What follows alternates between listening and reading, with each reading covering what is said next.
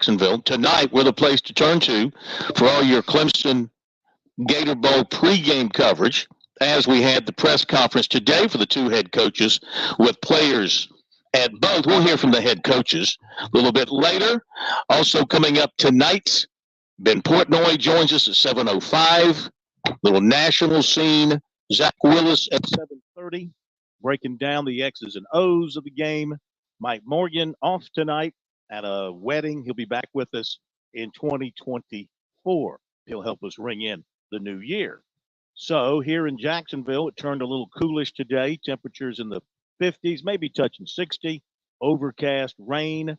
Tomorrow's supposed to be 55 and clear. So we should have good, what feels like fall football weather here in what I like to call deep South Georgia, though it's considered North Florida. To me, it feels like a deep South Georgia, not much difference when you cross the state line. Chris Bergen from the Berge Palace, not in Hawaii, at the Berge Palace. And Pat Daniel back with us tonight after taking last night off. So it's good to have everybody together. Berge, back welcome together in. What's on your mind tonight? Yeah. Well, not too much. I was just thinking while you were running through the final shows of 2023, this time next week. Last week I was in Hawaii. This time next week I'll be in San Marcos, Texas. Then en route to Lafayette, Louisiana, as Coastal digs into full-time Sun Belt Conference men's basketball starting Saturday. First road trip of the year San is Marcos up next week. Is that like near a beach or anything, San Marcos? It is not close. Sort of like now. I'm sort of like I got to do everything near a beach. That's all I want to be is on a beach. No, it is not close. It is in between San Antonio and Austin, Texas. Tell you what, on this trip, I don't know about your trip. On this trip, I've eaten more shellfish than Tom Hanks did in Castaway. I mean, I have. If it's got a shell around it, I've been eating it. That's how good it is. I tell you, it's been terrific. It's been terrific. I tell you what, though, guys, I don't know. I want to ask Ben Portnoy this when he joins us at 7:05. 10 years from now, 15 years from now, where are we going to be with bowl games? I don't know what's happening around the country attendance-wise, and I don't know what the TV ratings look like. I know the TV ratings drive everything, but maybe it's because I'm here on the island in Amelia Island in Fernandina and not in downtown Jacksonville. I was in downtown Jacksonville today after the press conference, and I mean, it was deserted. I didn't see hardly any Clemson fans, certainly no Kentucky fans. Maybe they're out on the beaches, maybe they're out on the golf courses, maybe they're coming in tomorrow. I don't know. I haven't heard any scuttlebutt about ticket sales and all that for this game. Now, I do know last year when South Carolina Notre Dame played in it, they had a good crowd for that game. Of course, South Carolina fans were extremely excited about going to the Gator Bowl. Notre Dame, they were happy to be there, maybe not so much because of who they are. Clemson having all that success, playing in those national championships, playing in those playoffs, and now they're on a 3-year slide. Well, not necessarily a slide. I guess last year was a bump up going to the Orange Bowl. Before that, it was the Cheez-Its Bowl. Now it's the Gator Bowl, right? Those are the last three bowl games for Clemson. So, you wonder if you're a Clemson fan, and like a lot of these teams that are used to playing in the playoffs, you don't get to the playoffs. Just what do you care now about going to the bowls, especially when you see so many players opting out, even though you got players who are staying and they want to win. They've been practicing. They sport your colors. They sport your emblem. They sport your name. They're your team now, not the ones who left. You can't worry about the ones who opted out. You got to worry about the ones who stayed and who want to play. But I do wonder about the interest in bowl games, the non-playoff games, the non-tournament games, especially going now to 12 teams next year, how that's really going to start further eating away at the interest in bowl games. I think what we'll ultimately see, Phil, is the non-playoff bowl games will turn into the NIT of college football. And I think that's a shame, but let's be frank, that's where we're headed, because I think if you're a diehard college basketball fan and you actually overlook the narrative that the NIT is not all that important, you start watching some of those games and some of the teams that get in there, it's good basketball. Same thing I think you'll see here. Bowl games, especially the ones we've seen the past couple of weeks, may not have the most attractive matchups, but there are some that are interesting and entertaining to watch. I thought the Southern California game last night with Louisville was rather interesting. I was surprised how easily that FC was able to move the football up and down the field without Caleb Williams with their backup quarterback. But to answer your question, I think I'll hone in on one game to illustrate where we're headed. How many years did you and I, and even Pat in his formative years starting to grow up as a college fan, look forward to watching the Orange Bowl because it was such a big deal, playoffs or not? The Orange Bowl was a big deal. It was on either New Year's Eve or New Year's night at 8 o'clock. That was much like the Rose Bowl at 5 o'clock on New Year's. The Orange Bowl usually always followed. Now we've got it at 4 o'clock on on Saturday. And then you've got two teams who, because their players weren't invited to the college football playoff, have decided even the Orange Bowl is not a big deal anymore. And what did we touch on last night? 40 opt-outs or NFL draft. People were just, transfer portal between the two teams. I mean, 5 years ago, would you have ever thought anybody would sit out the Orange Bowl? The answer would have been no. Yeah. Today's player, he doesn't, let's face it, he's been brought up on the playoff idea. Right, exactly. And it's like, if we're not going to the playoffs, then, the bowl swag, it doesn't mean anything to me anymore. I make more money off my NIL. I'll make more money off my Instagram tonight than I'll make off of any bowl swag I might get. Sure. They didn't grow up in the era where the bowl games were romantic to the sports fan, where you did, like me, like you, maybe Pat as well. I'm not sure he's old enough. But yeah, we live for New Year's Day. We live for Saturday night Orange Bowl and eventually a competing Sugar Bowl on Saturday night. You had them both going at the same time, kicking off about a half hour apart. Because the Fiesta Bowl came on, they created the Fiesta Bowl for another quote unquote major bowl game and kind of shoehorned that into the middle of the afternoon.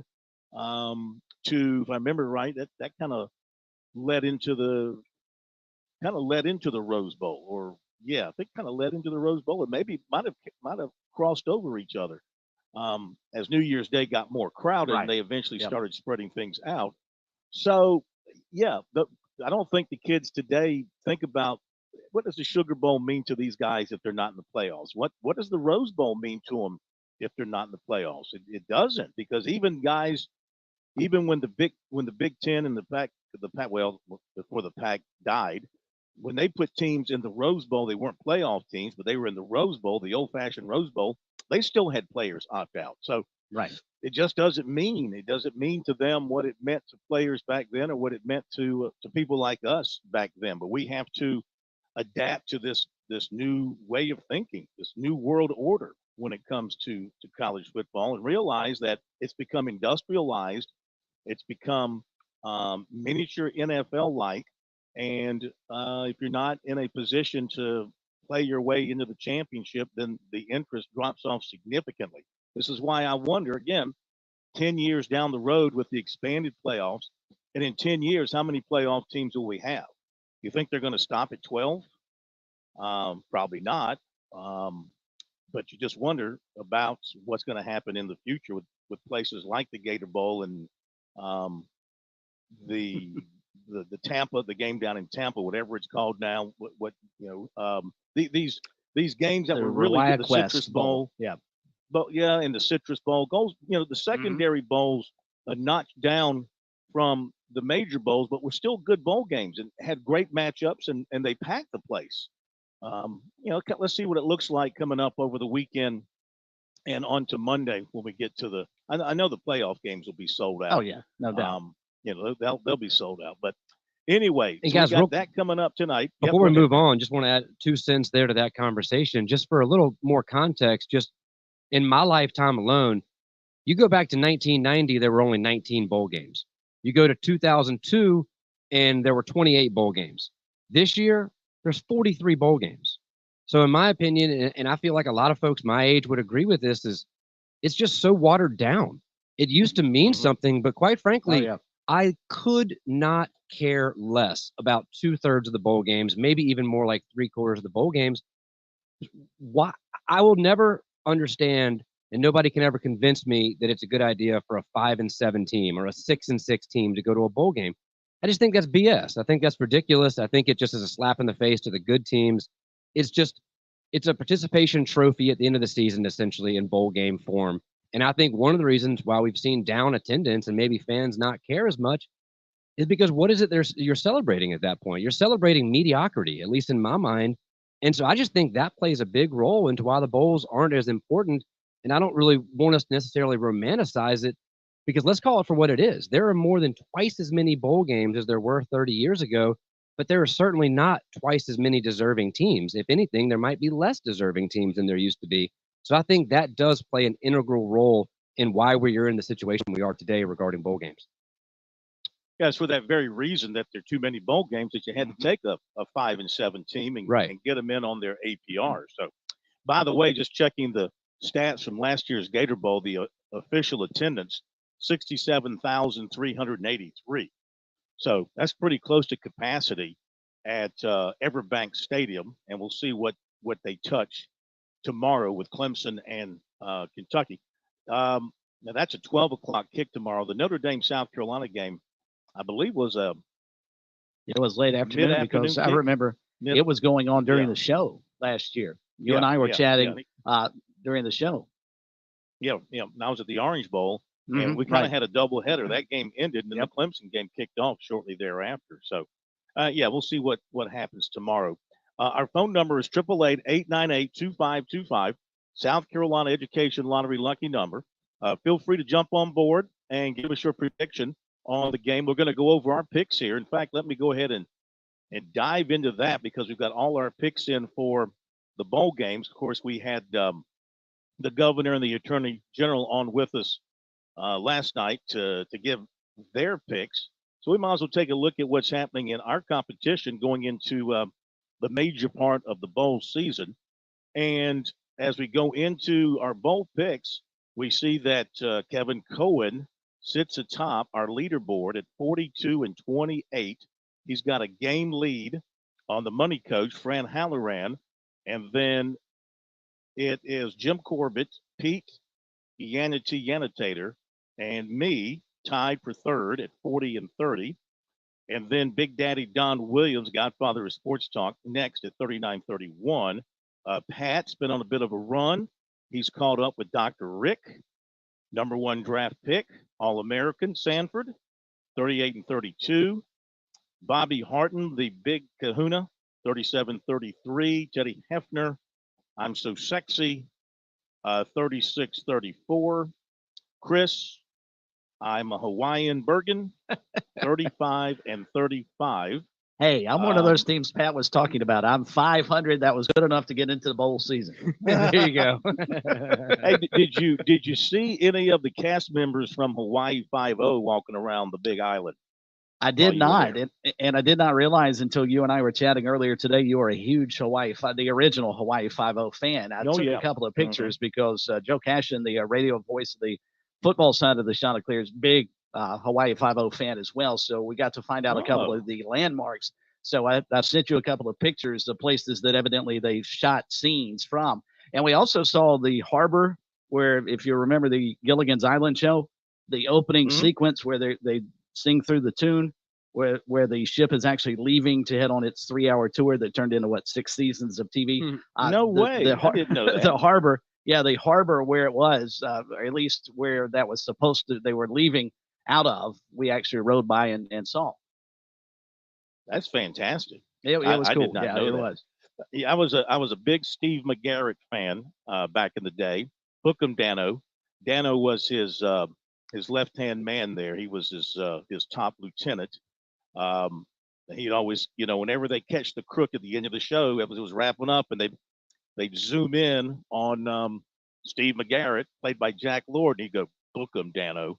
It sort of became the one of the slogans of the 60s back then. But did you know, few people know this, but I saw this one time, Steve McGarrett was not a tall person, and they used to put blocks in his shoes to make him look taller. So he had a more commanding appeal on television. You know how television is. They want you to look like a badass, and they wanted him to look taller. Sure. And so they put blocks. He was a great actor, Jack Lord. Okay, so on to our picks. Oh, I hadn't finished. Let's see. Teddy, I'm So Sexy, 36-34. You're 35-35. Smitty, and he's 34-36. And Alan, I didn't realize this, that Alan Smothers sponsored the bowl game up in New York today. The Yes, Bad Boy Mowers Mm-hmm. Pinstripe Bowl. So I call it the Alan Smothers Pinstripe Bowl up in New York for the Bad Boy. Now he's in last place as well, 34-36. Misery loves company down there in last place. So as we take a look at things here, we're going to just start. We'll keep it to the top of the line here with the best bowl games. I'm picking Clemson tomorrow. The line I saw has dropped to 4, but we got to run with it at 5. I'm going with Clemson. I'm taking Washington to beat Texas, taking Alabama to beat Michigan. I like Oregon over Liberty. Even with Liberty getting to 17, I think they're really stepping up in class here, big time. And again, I don't know how many players have opted out for Oregon, but if most of their top dogs are back, I think they'll be too much for Liberty. I like Georgia laying the 14.5 over Florida State, taking Ole Miss to beat Penn State. Ole Miss getting 4. Like Ohio State over Missouri, even though Missouri's getting 1. Going to take Tennessee and lay the 8 against Iowa. And I did that before the change at quarterbacks, but got to believe the quarterback is still pretty good, even though he hadn't played a whole heck of a lot. And let's go here. We'll do LSU. I'm taking LSU laying the 10 against Wisconsin. You want to run yours down, Chris, or you want to do it for you? No, I can do that. I actually am going with Clemson as well. I think it's going to be, like you said yesterday. I guess it was yesterday because that's about the last time I've been on the show. You thought it'd be a low-scoring game, both teams relying defense in the run game. And I think Clemson probably has the better sides on both of those. So I'll go with the Tigers tomorrow. I'm going to take Texas and Michigan in the college football playoff. If not now for the Wolverines, win, because they've got everything going for them, but they've never played well in the years that they've been in the CFP. And if they're not going to get it done this year, I don't know that they ever will. So I'll take them to beat Alabama. I'm going to run with Oregon. I think Georgia just annihilates Florida State, but it's going to be a matchup I think you're going to see of 2 JV teams, especially Florida State's JV team is going to run out there. I mean, good grief. Ole Miss, Ohio State, and I'm going to take Iowa not to win, but to cover. I think they'll keep it close enough with their defense. They may not score, but I don't know how much Tennessee's going to put up against them.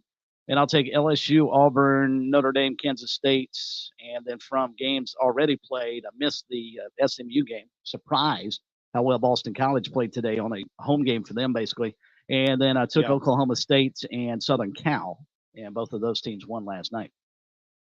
Yep, I took Louisville, so I lost on that one. I did take Oklahoma State. I took SMU, so I missed on that one. I'm taking NC State today, and I got Notre Dame over Oregon State, and I took Auburn since you ran through all of them. Pat, you want to run through your top picks? You want me to do it for you? Oh, sure. I can. Or if you have it open in front of you right now, that's fine. Here, I got it now too. So starting with Clemson versus Kentucky, I did take Clemson in there as well. Sounds like most all of us did at this point, which makes me think I should have taken Kentucky, but I did take Clemson there. Washington versus Texas. I'm just not sure I trust Washington's defense enough. And as great as Michael Penix Jr. is, he relies a lot on his running backs starting with the run to then allow him to get the pass. They seem to be a run-first team, and teams this year have not done very well running against Texas. And that front 7 they have, especially their front 4, teams just don't seem to run the ball very well. So I don't see Washington putting up a lot of points, and that's not going to do very well going against a Steve Sarkisian offense. Texas is going to put up 30. They're just going to. I'm not sure Washington can keep up. So I'm taking Texas there. I loved everything Chris just had to say regarding Michigan and Alabama. If Harbaugh and the Wolverines don't do it this year, not sure when they will. But I bet against Nick Saban in the SEC championship game. Shame on me. I'm not doing it again. Give me Nick Saban. Give me Alabama. I'm taking them here. I think Texas and Alabama are going to have a rematch in the national championship game. I'm all for it. With the Steve Sarkisian being a former OC at Alabama, he and Nick Saban's relationship, I am all for that. Oregon and Liberty, I'm taking Liberty. May regret that, but I think 17 points is just too much. I think that Liberty will put up enough points to keep that within 17. They're not going to win, but I'll take that. Florida State, Georgia, like you guys pointed out, JV squads versus JV squads. I'm not sure why Florida State feels the need to continue talking at this point. I saw stories today and yesterday about how if they finish undefeated, they feel like they should be viewed as the national champion. Sounds a lot like Central Florida a few years ago. I don't buy into that. And I think, if anything, you're just poking the bear. And now Georgia's actually going to have some motivation coming into this game where they otherwise may not have. So now I think Georgia's going to take it upon themselves to say, no, if anything, we're going to prove why you guys shouldn't have been there. Maybe we should have. So give me Georgia. Penn State, Ole Miss. I'm going Ole Miss there. Ohio State, Missouri. This one I may regret, but I'm going to take Missouri here. I just think the motivation factor will be more with Drinkwitz and the Tigers of Mizzou. So give me Missouri there. I think Ohio State's just going to be too much of a letdown from last year. I'm sorry, from the season and not making the playoff, not even making their own conference championship game.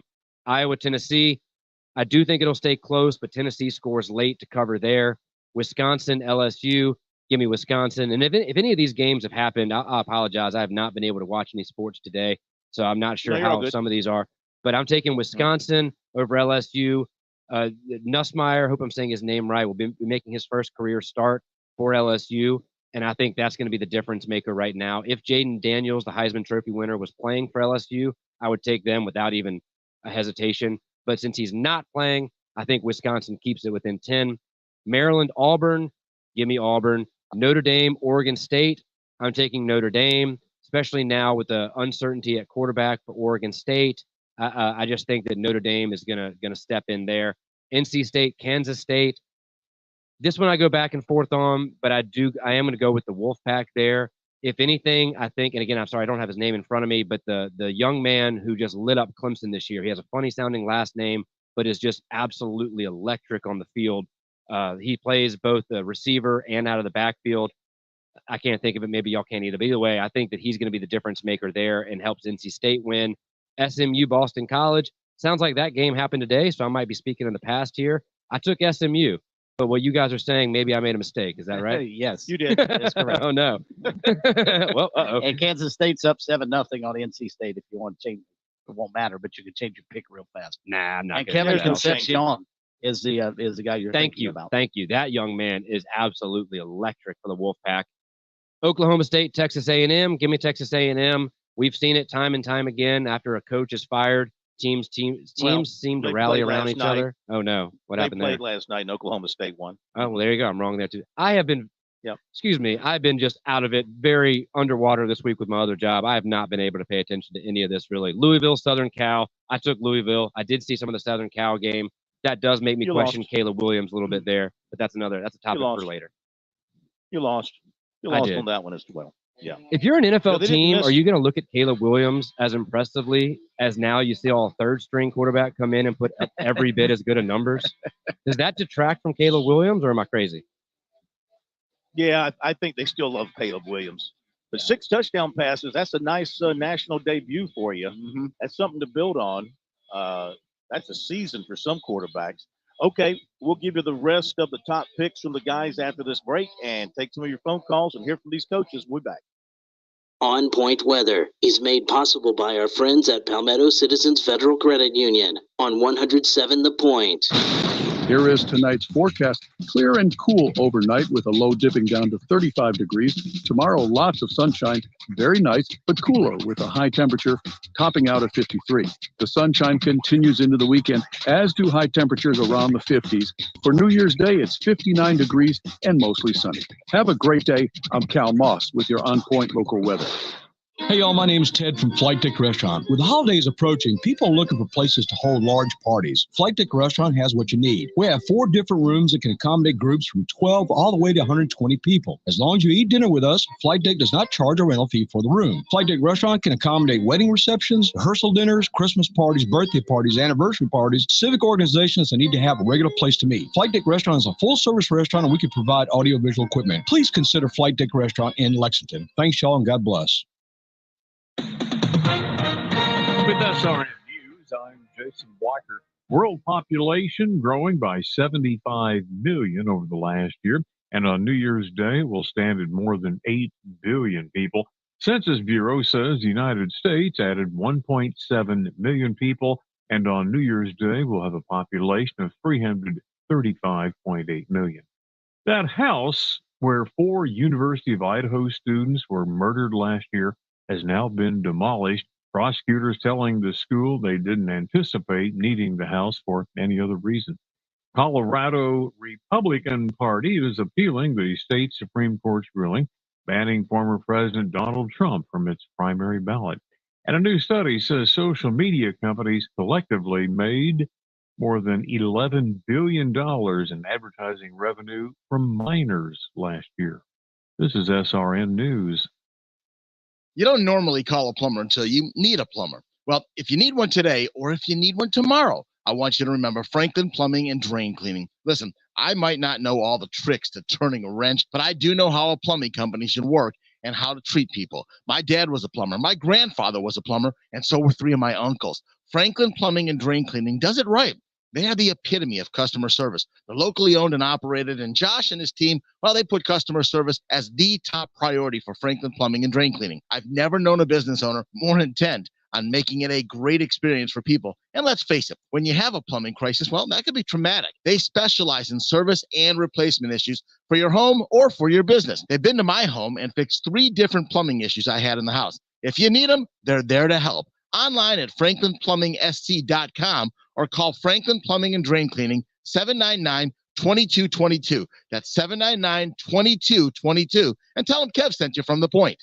Fran Halloran here. Now listen closely to what I'm about to say. I'm a business owner, and many of you listening right now, you're business owners as well. The first rule in owning a business is this: don't waste money. I see business owners waste their marketing dollars all the time. Not me.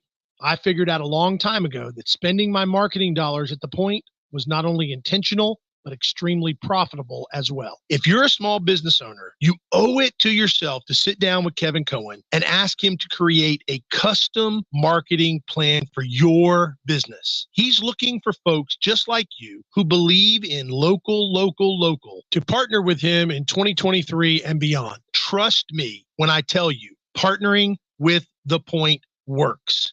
You will see results and your marketing budget will no longer be wasted. Give Kev a call at 803-563-8558 and tell him the Money Coach sent you. Hi, this is Chris Neely, Superintendent of the South Carolina Public Charter School District. I hope you'll join Kev and me each Tuesday afternoon. We'll bring you Kids First, where we talk about educational issues and what we're doing to teach kids the right way. It's Kids First, Tuesday at 5:30 right here on 100.7 The Point. Hey, honey, I know you're taking some meds for cholesterol. I was reading that if you're on these medicines, you should also be taking some CoQ10. Actually, our pharmacist mentioned that to me already. He called me the other day, and we went through each of our medications together.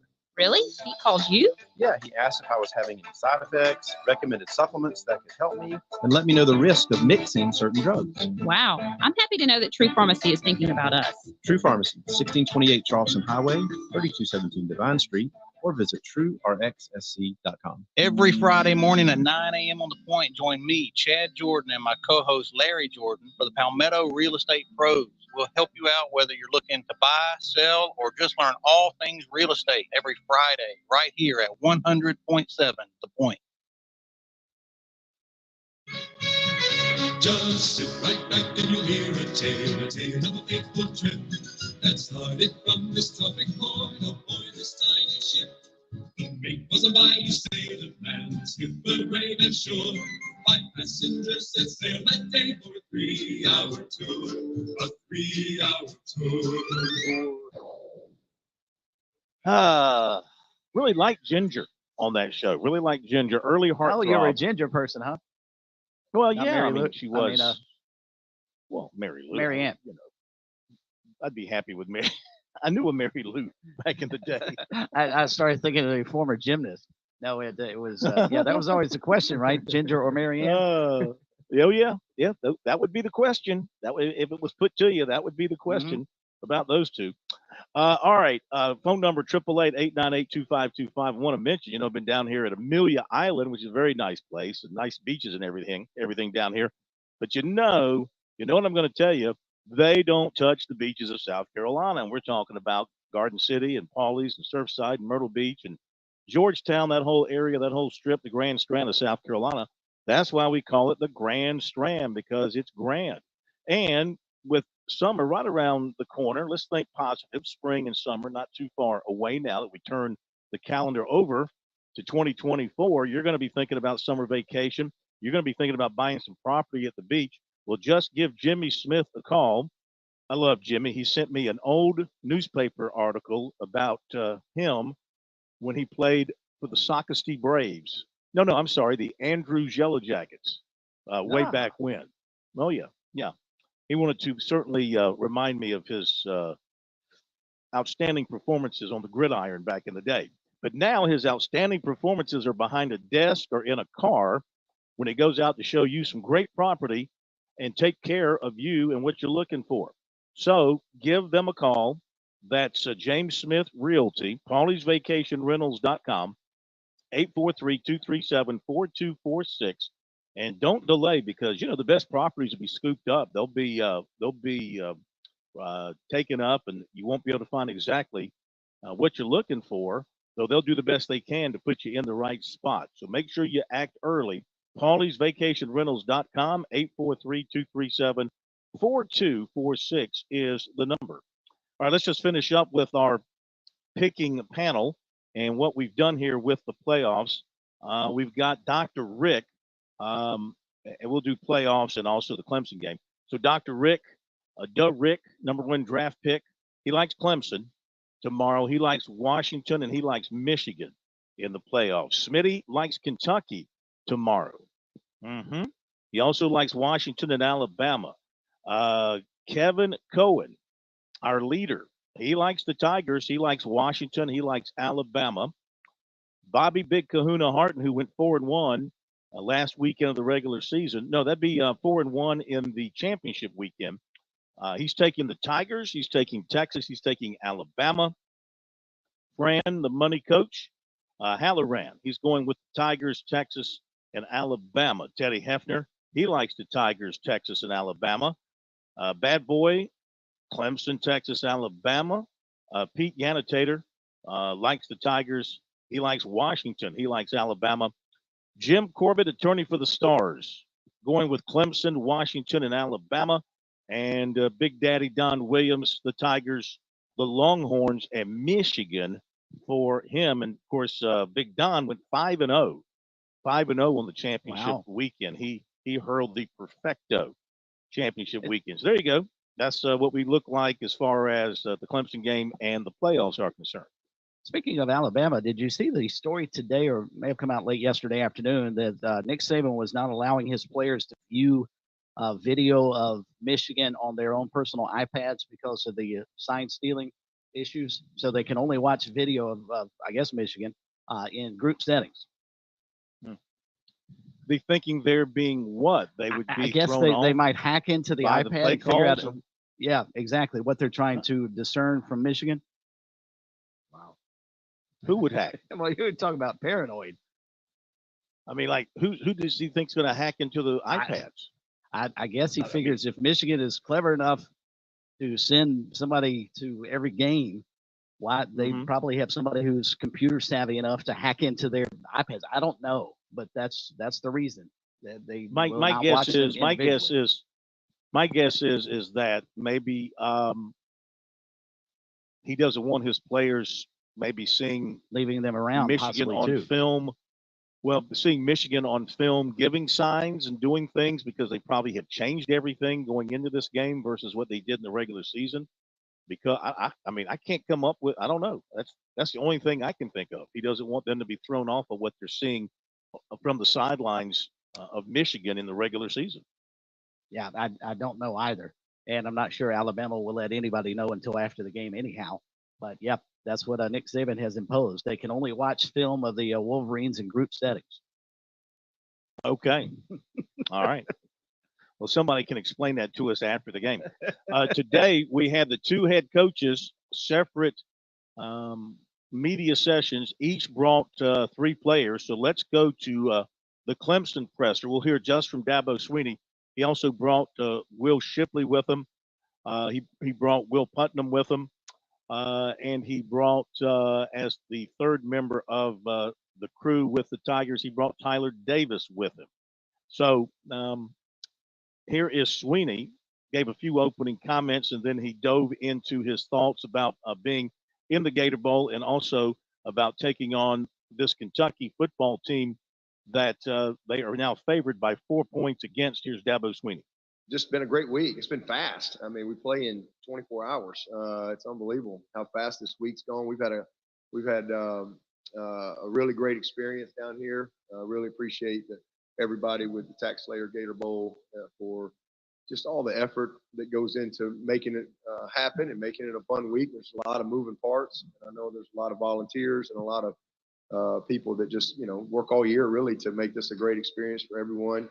And I know there's a lot that goes into the community as well. But it's been a really good week. Had some fun. We've got a lot of work done. We've had great practice. We really appreciate Fernandina Beach and their access to practice there. We had to come over here one day to the Jags on Christmas Day, but it's been really good preparation back at home and also down here. And now it's time to play. Got a lot of respect for this team we're getting ready to play, and know it's going to be a very competitive game. But just really appreciate the opportunity to be here and excited that the time to play has finally come. Hey, Gary.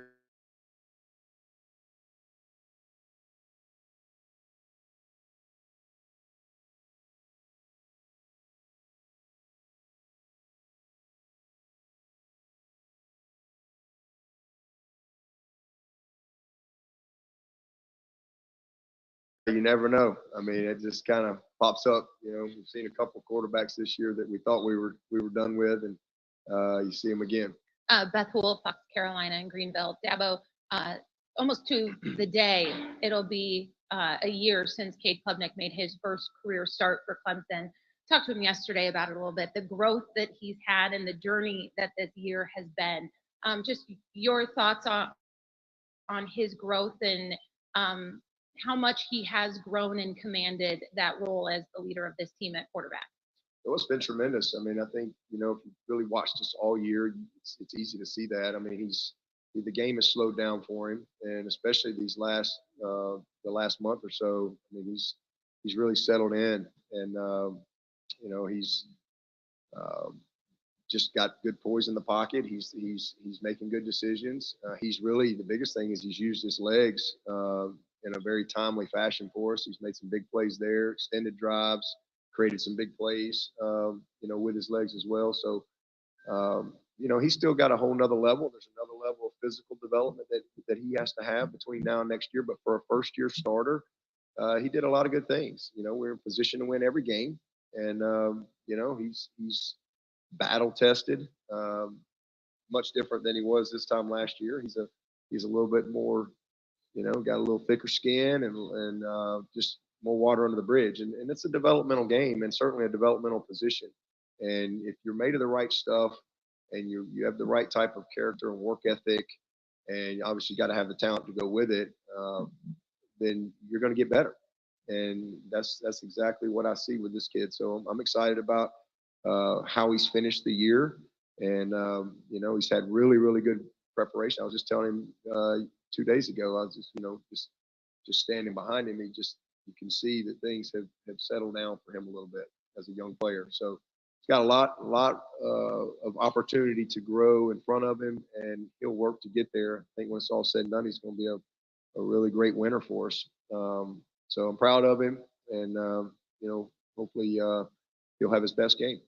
Coach Stoops got up here and gave you guys a lot of praise for this program. What is it about the product that you put out this season, do you think, that has earned that level of respect? We've played tough. I think we've been a very physical football team every single game. We've been in position to win every single game.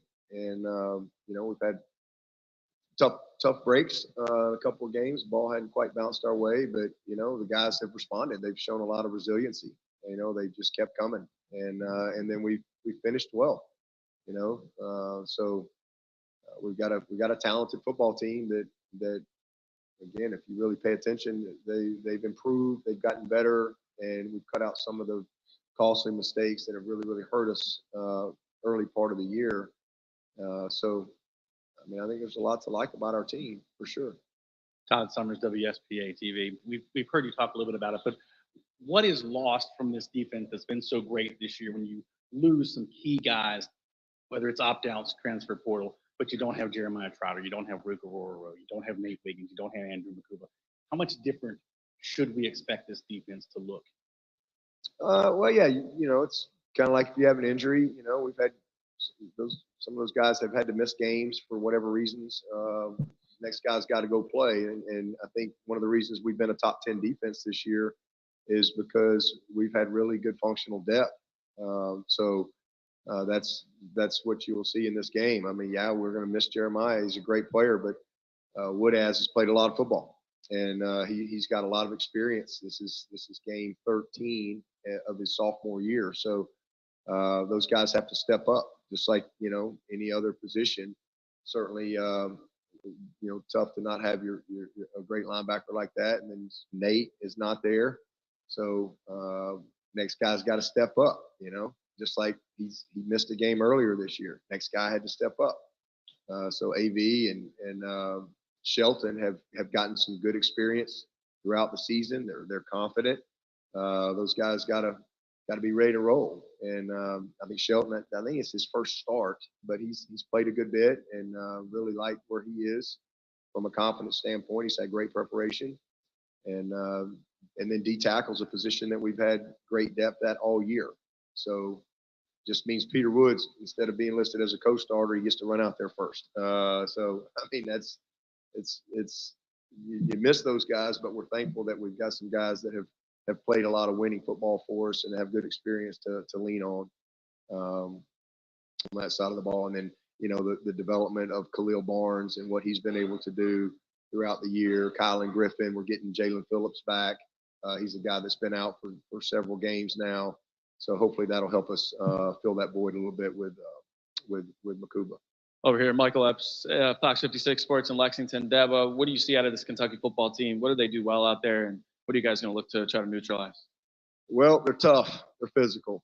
I mean, listen, talk about any of the Stoops guys. I mean, they're all defensive guys. They're all tough guys, and I think their teams take on that personality. Coach Stoops was a great defensive coordinator as well, and so they're built to stop the run and they're built to run the ball. That's when you watch them. That's really what it comes down to. They're a lot of motions, a lot of different things that they try to create offensively, but at the end of the day, they want to run the ball. They want to play action you. But I think they got good players at every single position. They've got some guys outside that they've really spread the ball out. It's pretty balanced. And then that daggum back, I mean, it's hard. You don't get lucky and lead the SEC in touchdowns. That's not something you just luck into. Tough physical dude, big guys up front. And then obviously Leary is a very experienced quarterback. And then defensively, same thing. They're one of the best run defenses in the country. They're stout. They're stout, all three levels, active and physical safety, linebackers downhill, big, strong dudes up front. That zero is one of the biggest guys that we've seen. And so, just well coached, and again, pride themselves on being a team that stops the run and that you don't run on them. That's kind of how they're built. And so that's the challenge in this game, is trying to win that matchup up front. For Deb, I know you've addressed this a little bit already, but anything you wanted to add or clarify about the Kennard situation? They put out another video on some allegations. No, I've spoken on all that already. Nothing to add.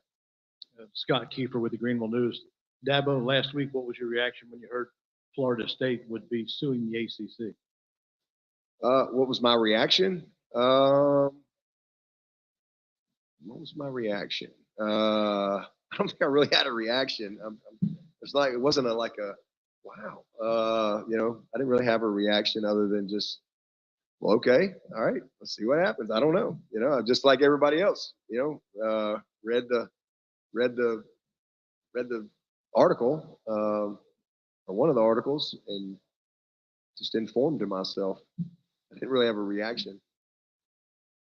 Went to practice. Ryan Black with the Courier-Journal. Dabo, this is for you. Kentucky's players heading into this, they've been very open about the fact that there's just more excitement around this bowl game. And they didn't out and out say this, but there was kind of the implication that guys maybe would not have played in this bowl game if they weren't facing you and the statement it can make beating Clemson. What does that say about where your program is and how much of a target there still is on your back basically every game? just another week. It's that way every week. Every time we line up to play, that's what comes with becoming to Clemson. You come to Clemson, that's every single game. You're going to get everybody's best every single week. We talk about that all the time. It doesn't matter who we play or where we play or what time we play. Whoever we play, we're going to get their best, And again, Clemson is a place when the schedule comes out, people look and they go, when we play in Clemson. And that's just part of being at this great university. And so we understand that. We don't really, that's why we talk about playing to a standard all the time. We got to do our best each and every week. Our preparation has to be great each and every week. Doesn't matter who you play, what the record is, none of that. We know we're going to get everybody's best. And if you have that mindset, then you'll prepare the right way for every single game, whether you're in your opener, whether you're playing a non-conference team in the middle of the season, or you're finishing in the postseason.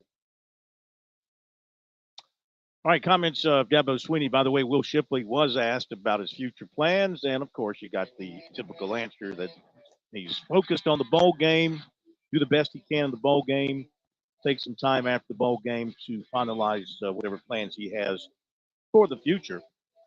Just seems to me, guys, if he were coming back, that was going to be his decision. That's something he could have already said at this point. I mean, Sure. He could still come back.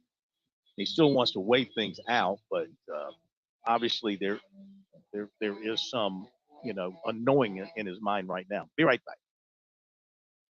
Touchstone Energy Cooperative members save more on electricity, and members save more on insurance, groceries, healthcare, restaurants, travel, concerts, and sporting events through Co-op Connections. Touchstone Energy is an alliance of the member-owned electric cooperatives, and as a member, the power is yours. Experience the power of co-op membership with Touchstone Energy and find out how much you can save on electricity and a whole lot more at touchstoneenergy.com.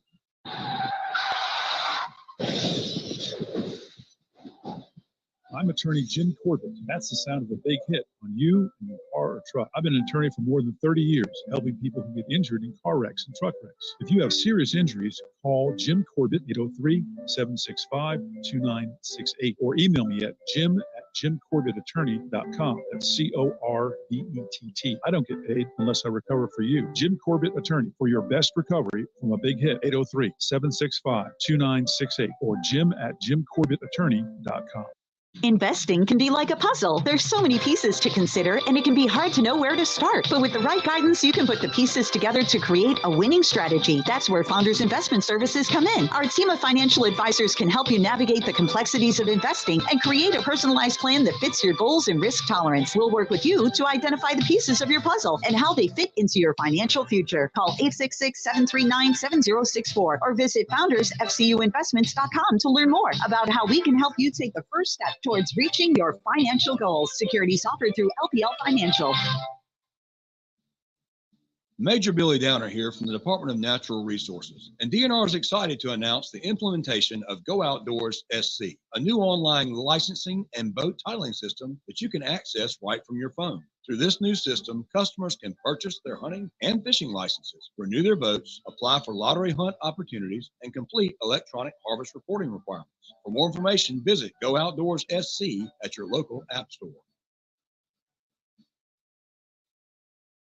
The lottery is not about getting rich. It's about helping people, and it always has been. The lottery is what helped raise the Great Wall of China, build the roads of Rome, and today in South Carolina, it's what generates millions of dollars each year for scholarships like the SC Hope, Life, and Palmetto Fellows. The South Carolina Education Lottery is investing in you. Visit sceducationlottery.com/betteryou to learn more.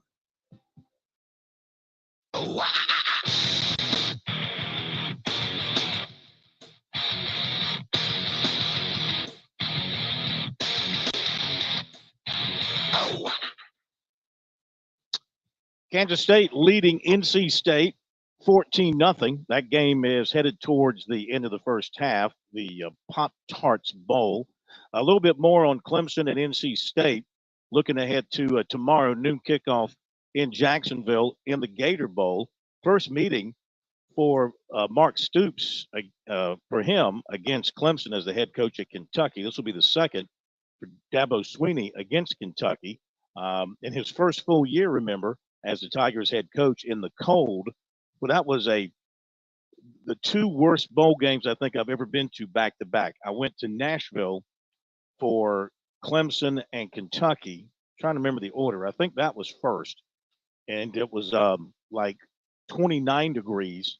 And then I was in Birmingham like the next day or maybe 2 days later for South Carolina. Yeah, South Carolina, and it was awful. It was awful. It was and Birmingham was even colder and had no pizza. Yes, That's back and no when it was pizza the at the pizza Papa bowl. John Bowl. Yep.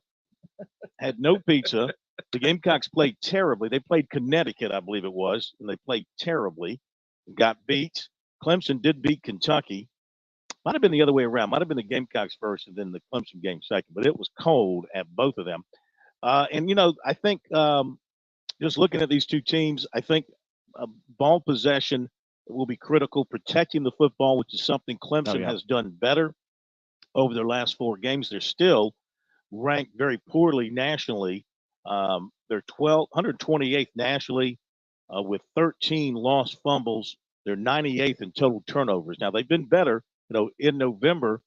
After turning it over 15 times in the first 8 games, they turned it over 6 times in their last 4. Still, that's 21, but they've gotten 24. So they're still on the plus side of the turnover battle. But protecting the football will be crucial. Kentucky has lost it 16 times. So they've been better. The other thing here is running the football. Kentucky's defense has been very good, like Clemson's defense, been very good against the run. The difference is Clemson has also been very good against the pass. They're among the nation's best against the pass. Kentucky's among the nation's worst against the pass, which makes you think you got to be careful here if you're Garrett Riley not to be sucked in by that, right? Because for Clemson to be successful, they've got to have Shipley and Maffa and Klubnik running the football with some success. Listening to Dabo, and he was talking about the maturation and how much better Cade Klubnik has looked the last 4 games to wrap up this season. Part of the reason, and maybe the whole reason he has, is because they've leaned much more heavily on the run game. Over their last 4 games, Clemson has rushed for almost 900 yards, Phil, and Klubnik's only thrown for 630. He hasn't had to throw it much. I mean, he had 100 yards passing against South Carolina. That was enough because their run game and their defense was so stout that the Gamecocks weren't going to move it enough to ever threaten putting Cade Klubnik in a situation where he had to throw the ball down the field. I mean, you take out the Georgia Tech game where he had 4 passing touchdowns. He's only thrown 2 TDs his last 4. So the reason he's looked so much better, as Dabo pointed out, is because of the 2 guys behind him, and Will Shipley and Phil Maffa, and that's got to be the game plan tomorrow against Kentucky as well. Don't forget, though, last year in the bowl game, he threw for 320 yards, and he rushed for 51 yards, but he did throw 2 interceptions. Mm-hmm. And he did have some breakdowns in terms of running the offense, especially near the end of the first half. But he showed he could throw it when given the opportunity with good receivers. Be right back. What's supposed to happen here? Thank you for pushing the button. I thank you. Programming thanks you. America thanks you. WQXL Columbia, W264DF. From the Bart Fireside Studio, the solution for keeping you warm this winter. This is 107 The Point. News this hour from townhall.com. I'm Jason Walker. Republican chairs of the House Oversight and Judiciary Committees expand impeachment probe into President Biden's alleged involvement in his son Hunter's scheme to defy a congressional subpoena. In a letter to the White House, Representatives James Comer of Kentucky and Jim Jordan of Ohio requested documents and communications between White House staff and the executive office of the president and Hunter Biden or his lawyers regarding his scheduled deposition behind closed doors, which was supposed to happen on December 13th. Hunter Biden, however, defied the subpoena from the Oversight Committee, appearing briefly outside the U.S. Capitol to stress that he would only answer questions in a public setting. Edwin Mora, Washington. Also at townhall.com, former Israeli ambassador to the U.S., Dr. Michael Oren, says Hezbollah poses a far greater threat to Israel than Hamas. I've been warning and saying that if we don't address the Hezbollah threat, Hezbollah will conclude that we're afraid that Hezbollah will escalate its fire at us. And the war will start at a time of Hezbollah's choosing, not our choosing. And he says it's just a matter of time. Hezbollah can wait until the Israeli army is bogged down in Gaza, low on ammunition, tired. So Israel is increasingly isolated internationally, and then Hezbollah will strike. And Dr. Orrin tells the Salem Radio Network Israel should attack Hezbollah very soon. A new study says social media companies collectively made more than $11 billion in U.S. advertising revenue last year strictly from minors. Harvard researchers say the findings show a need for government regulation of social media at this time. More on these stories at townhall.com. Relief Factor pain relief that's natural, pain relief that works, and pain relief that attacks the source of the pain.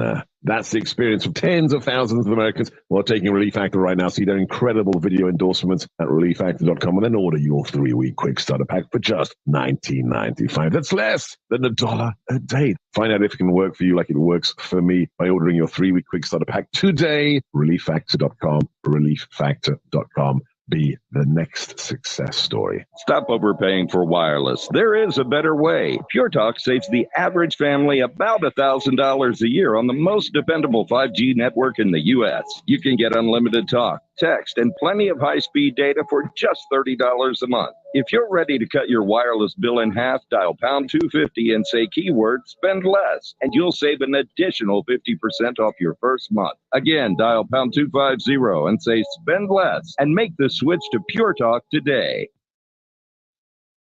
Major recall of a blender. Federal officials say BlendJet is recalling about 4.8 million of its portable blenders over laceration and fire hazards. That's after receiving dozens of reports of injuries. According to the Consumer Product Safety Commission, BlendJet 2 portable blenders can overheat or catch fire, and their blades can break off while they're being used. Regulators are urging consumers to stop using the blenders immediately and contact BlendJet for a free base unit replacement. I'm Shelley Adler. People hoping to leave problems and bad memories behind with a waning year converging on Times Square for Good Riddance Day. It's a promotional pre-New Year's Eve event that offers the public a chance to, at least symbolically, throw out their burdens and pet peeves. Breaking news and analysis, townhall.com. On Point Weather is made possible by our friends at Palmetto Citizens Federal Credit Union on 107 The Point. Here is tonight's forecast. Clear and cool overnight with a low dipping down to 35 degrees. Tomorrow, lots of sunshine. Very nice, but cooler with a high temperature topping out at 53. The sunshine continues into the weekend, as do high temperatures around the 50s. For New Year's Day, it's 59 degrees and mostly sunny.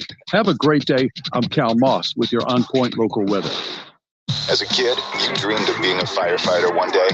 Now, the opportunity is yours. Answer the sound of sirens. Live your dream.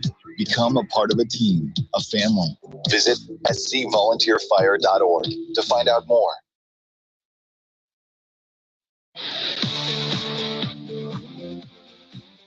Welcome back to Sports Talk on the Sports Talk Media Network.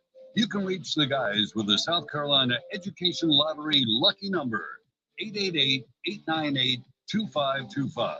That's 888-898-2525.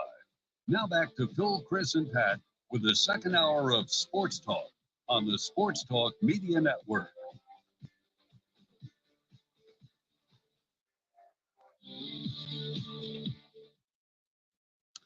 All right, welcome back, everybody. Sports Talk Media Network. Phil Kornblue, Chris Bergen, Pat Daniel.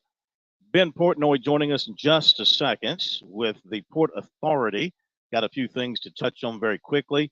Our poll question of the week, which I really haven't mentioned like I should, but it is a follow-up on last week, which is our vote on the state's most outstanding player.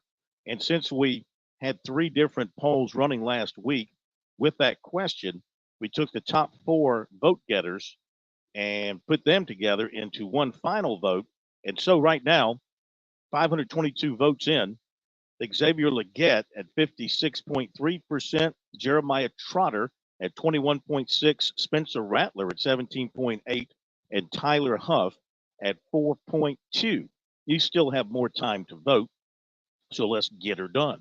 Clemson announced their game captains for tomorrow. Hamp Green, Tyler Davis, Justin Maskell, Will Shipley, Will Putnam, and Jonathan Whites. Those will be your captains for the Tigers tomorrow when they take on the Wildcats of Kentucky. Coastal Carolina safety Clayton Isbell has declared for the NFL draft. Did he have any time left? Here's the thing. We see so many guys declare for the draft that don't actually have any time left to play. Did he have time left to play? Bill, I'd have to go back and figure out all the way through his career up until he got to Coastal Carolina. I think everybody's got another year, right? So you have to go ahead and announce. But no, I think he was done, but I'm not. Don't hold me to that. But all he needs to do is send in his tape from the UCLA game. He had 3 interceptions against the Bruins to begin the season. So that would be a pretty good way to start your NFL resume for sure. Well, I think some, if they wanted to appeal for another year, they might. It would be like Jordan Strawn, for example. He actually, I believe, could have he was like in his 7th year and could still appeal for another year because of injury that shortened the season, but obviously he's opted to move on. Florence native Justin Watts. I was going to say Isbell was listed as a super senior, so that would indicate he's done in college. Florence native Justin Watts moving to Duke as tight ends coach after being at Appalachian State. So congratulations to him. Moving on up the line there in coaching. All right, let's welcome in Ben Portnoy, another edition of the Port Authority here on Sports Talk. Ben, formerly with the state newspaper, now with the Sports Business Journal, looking at issues all across the country related to athletics and the business world. Welcome in, Ben. Hope you had a great Christmas. What's going on, guys? Appreciate you having me. Definitely excited for the new year and lots of bowl games and all that good stuff. For sure, for sure. So what is the mood around your office when you guys talk about the current status of bowls in college football outside of the playoff games? Do you sense that the money is still there, that the interest is still there? And with the expansion coming up, what do y'all kind of foresee happening with the bowl world moving forward, say 5 or 10 years down the road? You know, I think the bowl system's in a really fascinating spot on a lot of levels. I think that, for one, you've got a system that was, created for really a previous era, or maybe even 2 or 3 previous eras, if we want to go back beyond sort of the BCS and all of that, that still is kind of there, but different. And I think that, certainly players opting out has been a big piece of that. I think that, the playoff has, for lack of a better term, diminished some of these New Year's Six games, or maybe they're, perceived a little bit differently. You have a couple of teams like Georgia and Florida State that are going to be playing, and in a normal year, right, they're meeting in a big time New Year's Six bowl game would be a big, huge deal, but maybe feels like a little bit of a consolation prize and missing out on the playoff. But I do think that bowl games are starting to diversify. I do think that they're looking at kind of how they can expand their roles and their realms and what they do. And I think that, it wouldn't surprise me if we see some bowls start to dip into some other things and, sort of give themselves reason to exist beyond just, the one game a year. What do you foresee there? What could they do? Well, I think a good example is the Duke's Mayo Bowl is a good example, and the folks at the Charlotte Sports Foundation who do run that game are a good example. They put on, a handful of basketball tournaments this year. Obviously had Iowa and Virginia Tech play with Caitlin Clark in town in Charlotte earlier this year, and put that on the Jumpman Invitational not too long ago, just a couple of weeks ago, with UNC and Michigan and a couple other teams. So Oklahoma, I believe, too. So, you've seen them go into this sort of, I guess, event management space is maybe the best way to describe it. Putting on things beyond just bowl games, and some of these corporations that are sort of underneath the bowl games have sort of diversified their assets and looked at other ways that they can be involved, 365 days a year again, because bowl games are certainly a big profit. They bring in lots of profits, they bring in a lot of money, but but they do also only happen once a year. And I think that, like any business, when you try to diversify your assets, you want to look for things that fit. And I think that, that's just a small example of one that I think makes a lot of sense for a lot of places and a lot of companies. So I think the big story that shook the world last week was the news about, well, actually, I guess if you go chronologically, the ACC sued Florida State first, or took the first court action, and then Florida State turned around and announced it. Was that last week or the week before? My weeks have run together with the holidays. Well, the most recent thing that happened that has shaken up the college sports world. So in Florida State, they're trying to have their thing heard down in Florida, down in Leon County. It's been assigned to a judge down there. ACC wants it heard in North Carolina. This sounds like an ugly divorce happening. It sounds like they each need to call those divorce lawyers out of Missouri that only work for men or only work for women, and let them go head to head with this thing. You see any way either side can save face with this? I mean, is Florida State going to get what they want? Is the ACC going to hold their feet to the fire and keep them wrapped into the league? What's going to happen? Well, I would say that it dates back a little bit, right? Kind of like you mentioned, this timeline isn't exactly new. Excuse me. I mean, Florida State's been sort of yelling and screaming and kind of shouting from the rooftops that they had issue with the ACC in a number of different ways. It started out with revenue distribution. The ACC has gone and sort of taken on this new way of distributing revenue that will go into effect, I believe, next year, in which teams with sort of more on-field success will be divvied up. We'll have a pot of revenue that will be divvied up amongst those teams that basically bring in the most success on the field. You go again, now moving forward, Florida State has obviously had issues with the ACC in the past and, where it stood in terms of college football and the hierarchy there. And I think you're seeing, this is sort of just the latest thing in that sort of saga. Now, I think you're right. I think this feels like a divorce waiting to happen. Now, the question is, how does that actually happen? And is it going to happen, 2 years from now? Is it going to happen 5 years from now? Is it going to happen 6 months from now? I don't know the answer to that. There's a lot of lawyers trying to figure that out. But I think that, to my understanding and speaking with folks in the ACC office and who are around this all the time, I think they feel that this grant of rights is airtight.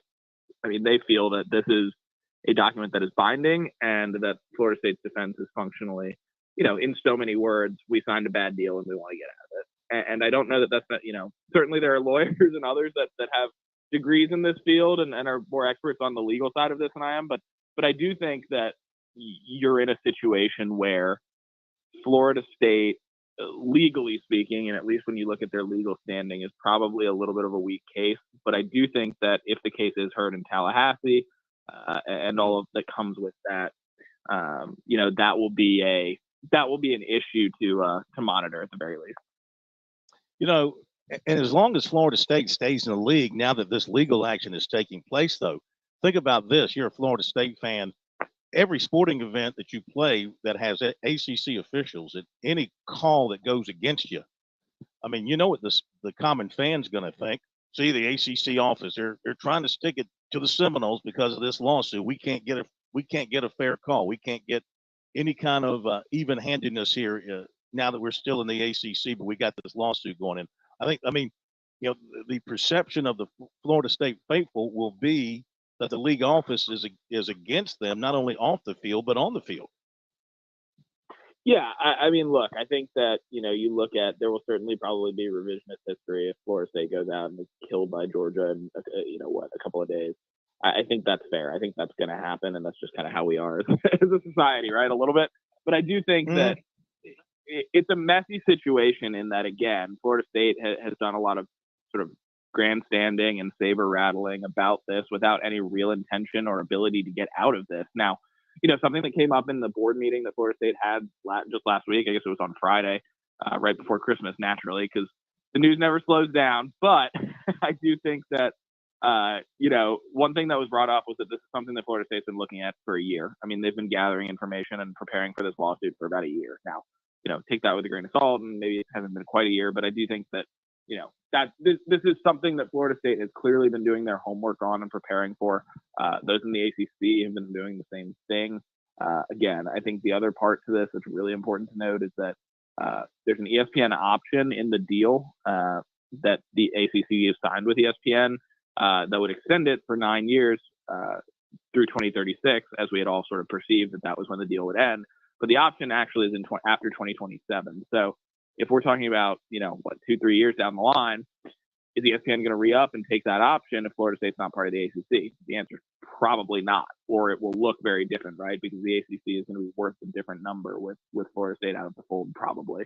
So I think that, those are pieces of this that are still yet to be determined and still have to be monitored. And I think, again, it's a really, really messy situation that does not seem to be getting any cleaner.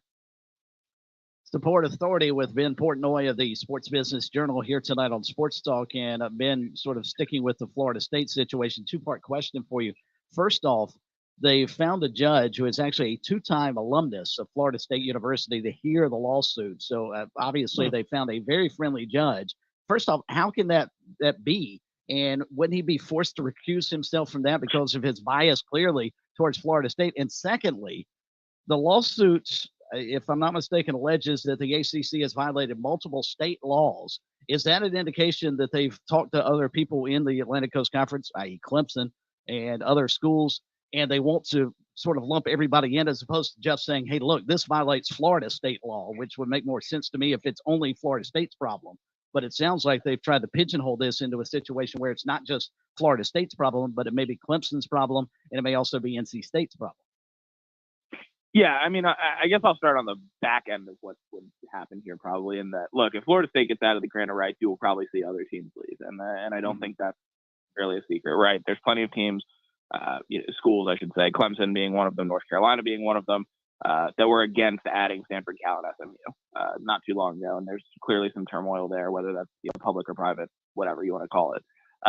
That said, as far as the legal statutes and where these things were filed, again, like, I'm not a legal expert, but I can tell you that in my sort of understanding of this and the reading, talking to people who are experts in this, Florida State would file this under state law because it would be something that could be heard in Tallahassee, presumably by a favorable judge, right? Right. They would file this. If it's filed in federal court, that becomes, a more of a crapshoot on whether a judge is going to listen to your argument or not. Now, if you file it in state court and say that, I believe one of the things that Florida State's alleging is that the ACC basically violated antitrust law, state of Florida's antitrust law, by not sort of doing its due diligence and getting them a better deal for the grant of rights, for the media contract that it ultimately signed with ESPN. That's in state court, again, because Florida State, in theory, would get a more favorable judgment, a more favorable judge, which in this case, on paper, at least seems that way. And it's a way to keep it out of federal court. Now, like you mentioned at the top, the ACC has filed its own lawsuit in Mecklenburg County in Charlotte and basically said that, as I understand it, basically in hopes of saying this is not a Florida issue. This is if this is an ACC issue, this is something that should be heard in Charlotte. And it's kind of the same argument, right? They wanted to have it heard by a judge that would be, in theory, more favorable toward the ACC. So it's sort of a game of, like, where are we going to play this game? And I think that, you're seeing that fight, and I don't think it's going to be it's not going to be clear necessarily very quickly, but there should be a hearing here soon at some point to get some of that settled. Sort of shifting gears back to your comments earlier about the bowl situation, when Phil was asking you about where we'll be 5-10 years down the road. With regards to actual fans showing up to the bowl games, and I'm sure every single bowl game would love to have a packed house, 65,000, 70,000, whatever it is at whatever stadium. But in all honesty, do the bowls need fans to actually come, or are they better served as long as it's on ESPN or Fox or CBS? They're happy with the TV deal. And how important are us fans actually going to the games?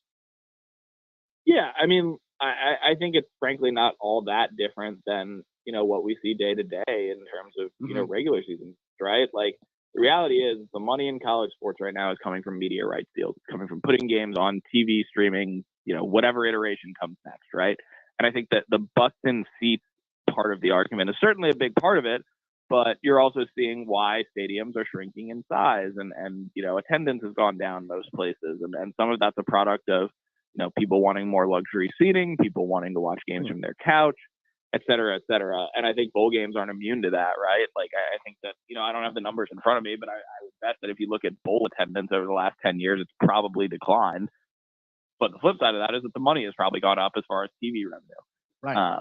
Now, it's sort of this weird inverse relationship where you might have less people in the stands, but you're still making more money because people are watching it on TV. And I think that, that's kind of where we're at in the bowl argument. I think that college football, college sports, and frankly, sports at large are kind of in this weird dynamic of people want to go to games, but if they go to a game, they want it to feel like they're sitting on their couch. And I think that it's a really interesting dynamic, and I think it's one we're not going to see a resolution on probably for, whatever, 5, 10, 20 years, whatever that might be, because we are seeing such a generational shift on that front.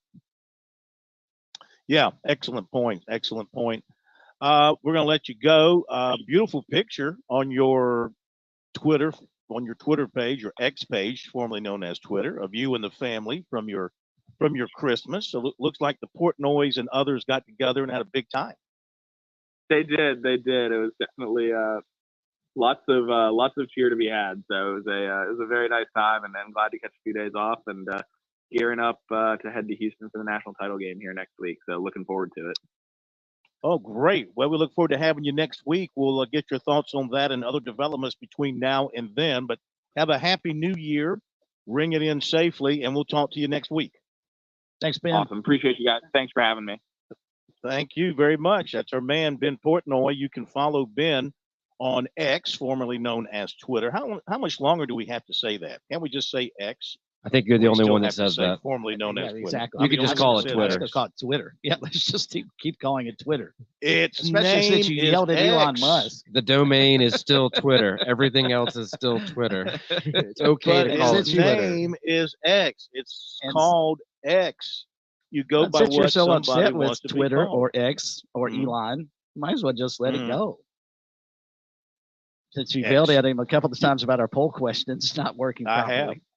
I don't know if it's been fixed, or maybe I'm doing it wrong. I don't think I am.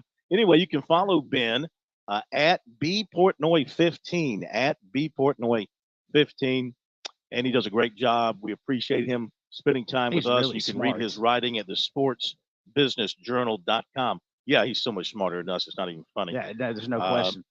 And he talks a lot faster than us, so he gets a lot more done in a shorter amount of time. Let's run to our break, and we'll be back dropping some recruiting for you. Bottom of the hour, we'll come back with Zach Willis, X's and O's. Usually it's 1st and 10 with Zach. This will be 4th and 1 because we're one day away from the game. So we'll have him and then some comments from the Kentucky side of things. Coach Mark Stoops talks about facing Clemson and his concerns there. And we'll be back after this break. Don't go away.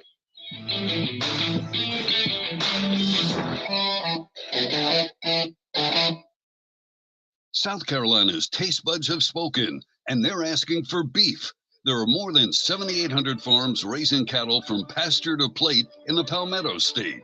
So whether it's steaks on the grill before the big game, sirloin medallions plated for date night, or burgers with a family, make sure beef is a part of your playbook this football season. Smoked, grilled, and slow roasted. Find the best way to enjoy your beef at sccattle.org. Beef, it's what's for dinner in South Carolina. Funded by the South Carolina Beef Council, part of the Beef Checkoff Program. Call Lawyer Lisa. Experience the difference with Lawyer Lisa. Hi, this is Lisa Hosteller-Brown. If you or a loved one are over 65 and haven't completed a long-term care planning consultation, now is the time. Did you know that if you aren't able to afford the high cost of skilled care, your assets can be rapidly depleted to only $2,000 unless you plan 5 years in advance? Visit lawyerlisa.com to see how we can help. 7511 St. Andrews Road, Irmo, South Carolina.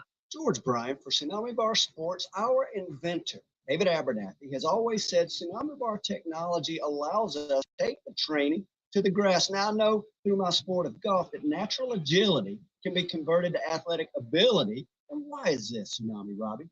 transferring the training to the grass. This may be the most undervalued characteristic of the Tsunami flexible bar technology. The Tsunami bar action loads and unloads at the concentric and eccentric transition point. This is what we call reversal forces.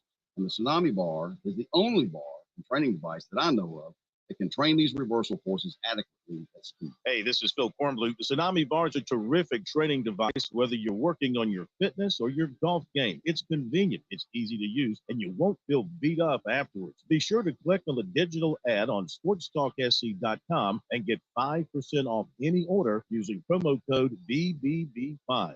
Don't wait. Order today. You've put in the work for your education.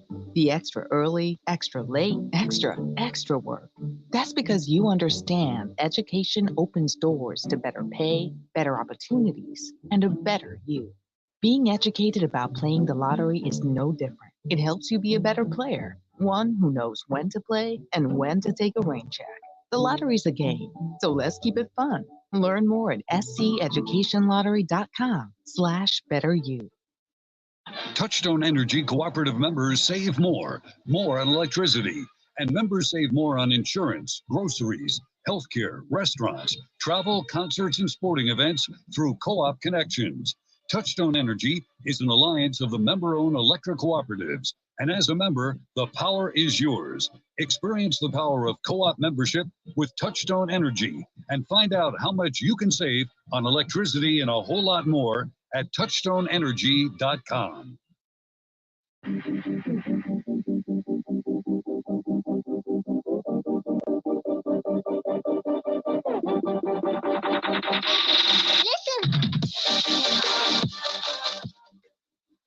All right, recruiting time brought to you by Seawells. Hey, they'll be back open next week after the holiday for the daily luncheon buffet for all you good folks. So make plans to get back out to Seawells starting next week. And, of course, you got something coming up for the new year that requires the Supremo delivery of the best service in the catering business. Just give Seawells a call at 803-771-7385. Defensive end Anthony Addison from Sumter, 6'3", 215, told us he was really surprised when he got his offer from South Carolina on the weekend he was in for the Clemson game. He'd grown up going to South Carolina games a lot, and he's taken several recruiting visits there and kind of had a feeling it might happen at some point, and it finally came on that particular day. He had a monster junior year, 96 tackles, 25 for loss, 6 sacks. He knows that the Gamecocks need to get to the quarterback more after only having 21 sacks this season. So if he ends up going there, he thinks that's one way he can help them out. Tennessee, Coastal Carolina, Cincinnati, Liberty, South Florida, Charlotte, Appalachian State, Georgia State, Old Dominion, Jacksonville State, among his other offers. He's planning to attend junior days at South Carolina and maybe Cincinnati, Tennessee, and South Florida. USC offered Miami of Ohio transfer receiver Gage Larvadian, 5'10", 165. They also offered James Madison transfer receiver Elijah Surratt, 6'2", 207. They have interest in Troy transfer receiver Jabray Barber, 5'10", 175. USC target linebacker Mantrez Walker, Buford, Georgia, sent an official to LSU for January 20th. Safety Jordan Young of Monroe, North Carolina, has Clemson and USC in his top 13 that he announced tonight. That's recruiting. We'll be back after the break. On Point Weather is made possible by our friends at Palmetto Citizens Federal Credit Union on 107 The Point. Here is tonight's forecast. Clear and cool overnight with a low dipping down to 35 degrees. Tomorrow, lots of sunshine. Very nice, but cooler with a high temperature topping out at 53. The sunshine continues into the weekend, as do high temperatures around the 50s. For New Year's Day, it's 59 degrees and mostly sunny. Have a great day. I'm Cal Moss with your On Point local weather. Hey, who wants to make a resolution they can keep? Let's resolve to eat better pizza. Come on, you can do it with the Mellow Mushroom Pizza Bakers. Let's start slow with the crust. We'll hand toss that spring water dough just for you. Then add the freshest ingredients and serve it hot. Now, lift it, lift it. You're doing it. It's a change of pizza lifestyle. Happy New You from the Mellow Mushroom in the Vista and on Sunset in Lexington. With SRN News, I'm Jason Walker. Maine's Democratic Secretary of State has removed former President Donald Trump from that state's primary ballot. Shanna Bellows becomes the first election official to take action unilaterally to bar Trump under the, quote, insurrection clause of the 14th Amendment. That Civil War era clause bans those who, quote, engaged in insurrection from office. In the meantime, the Colorado Republican Party appealing that state's Supreme Court ruling banning Mr. Trump from its primary ballot. It's getting crowded. The world population grew by 75 million over the last year, and on New Year's Day will stand at more than 8 billion people. Census Bureau says the U.S. will have a population on New Year's Day of just over 335 million. This is SRN News.